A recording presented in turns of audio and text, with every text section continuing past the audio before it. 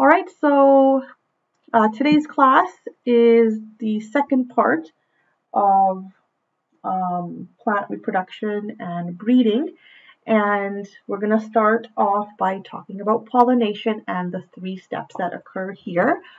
Okay, so step number 1, we're looking at this diagram here. So just a quick review of the reproductive parts of the female reproductive parts.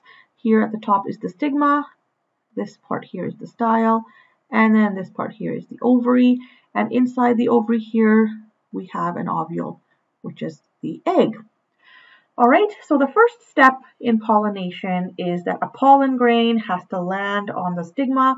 So recall that the stigma, it's usually sticky, so a pollen grain is able to land on here and then stick onto that part of that organ. So that's the first step. Second step is the growth of something called a pollen tube. All right, so once the pollen grain lands on the stigma, a pollen tube will now grow downwards. And it's going to grow downwards towards the ovule. So it's entering into the ovary, and then it's going to enter the ovule. Now, the reason this tube is formed is so that the sperm from the pollen grain can now travel down the tube to fertilize the egg here. All right, so the third step would be the sperm fertilizing the egg. All right, so one sperm would fertilize one egg, and once that is complete, then it will lead to the next step, which is the formation of the egg. All right, so in conclusion then, those were the 3 steps for pollination. So firstly, pollen grain has to land on the stigma. Secondly, a pollen tube is formed, which grows down the style and into the ovary and enters the ovule. And then step 3, the sperm is now able to travel down that tube to fertilize the egg. All right, so next we're going to talk a little bit more about pollination and pollinators. So we're going to talk about bees. So bees, very important pollinators. Farmers depend on pollination and pollinators to produce the fruits and vegetables. The bees pollinate more crops than any other insect. The reason being they have these adaptations. They have like hair on its body, which allows pollen to get stuck onto the hair on the body. So every time a bee visits a flower, pollen gets stuck in the hair on its body. And then as the bee travels from flower to flower, the bee is spreading the pollen from flower to flower. So one thing farmers do is they put beehives in their orchards and fields and gardens so that bees and flowers can be closer together. All right, so we'll stop here and watch a quick video here on pollination. It's called Like Fruit, Think a Bee. All right, so just continuing with pollination, like that video showed, there can be self-pollination, but there can also be cross-pollination. So when there's self-pollination, that means the sperm is fertilizing the egg in the same plant. So for example here, this flower has the anthers as well.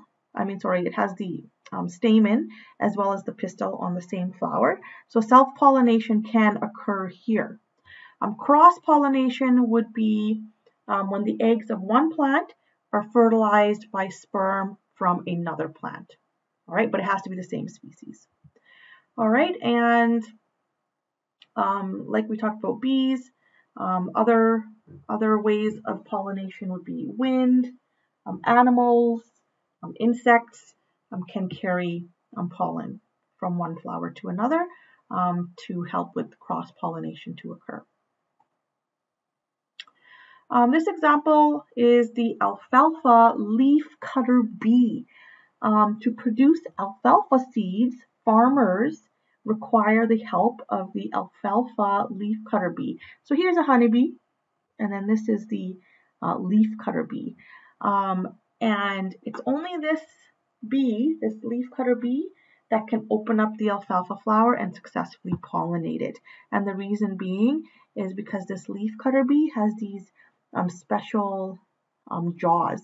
They have these mandibles for cutting open the leaves. And then also they have the hairs for collecting pollen.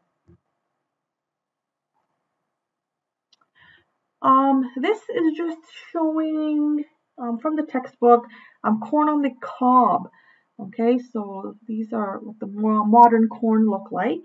So the corn on the cob, it's actually the giant female flower of the corn plant.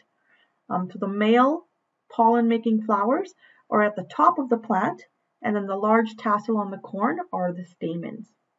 One corn plant can produce 50 million pollen grains. The female flowers are lower down on the stalk, and they are usually a dense cluster of strands of corn silk. And those are the stigma of the long pistil. So each long strand ends at an ovule, which is an immature seed. So if a pollen grain lands on the top of the strand of silk, the pollen will grow down, it'll fertilize the ovule at its base, and that'll create a seed. Right, so the seeds that have been fertilized are the plump kernels that we eat. The ovules that are not fertilized, we usually remain smaller and undeveloped. Okay, seed to fruit. So once this plant is pollinated, a seed is formed. So this here is a diagram of a seed. All right, so inside the seed, there is a tiny little living plant that is called the embryo. So if we look at this embryo, we can see its leaf, stem, and root. Tiny, tiny inside the seed. It's surrounded by food, so all this area here, called the cotyledon, it's the food source for the little baby plant, the embryo. And then at the outer coating is called a seed coat, and that's there for protecting the seed. All right, and then just talking about the fruit, it's the growing ovary of a plant that swells up and protects the seeds until they are ripe. All right, so in this, you can see the ovary here, it becomes the fruit. These were the seeds, and these are the seeds there. All right, how seeds are dispersed. So like we talked about before, they can be carried by animals and insects. They can be carried by wind or water. And humans also use machines to efficiently plant crops. All right, so looking at these examples here, the first one, after flowering, tumbleweeds, they snap off at their roots in strong winds, and then they bounce along at speeds of up to 80 kilometers per hour, spreading their seeds as they go. Here, coconuts, they grow on palm trees, and they'll drop their fruits into rivers or the sea. That allows the young palms to sprout thousands of kilometers away from they originally started, so away from the parent plant, so there's less competition with the parent.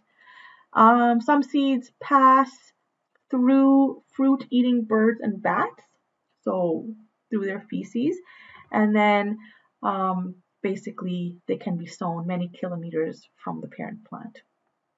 Feces is also full of nutrients, which will also help the seed grow. Here, some animals, they have furry coats, so some seeds can stick to the furry coats of animals, and then eventually when they're rubbed off, they'll get removed, and then hopefully get planted and grow. This one is a lodgepole pine. This is a tree, and in here, the seeds of the lodgepole pine, they're sealed inside a cone by sticky pitch. So here, fire or very intense heat is actually required to release the seeds. So when there's a forest fire, it's usually the lodgepole pine that will start growing first. It'll be the first tree to grow after a forest fire.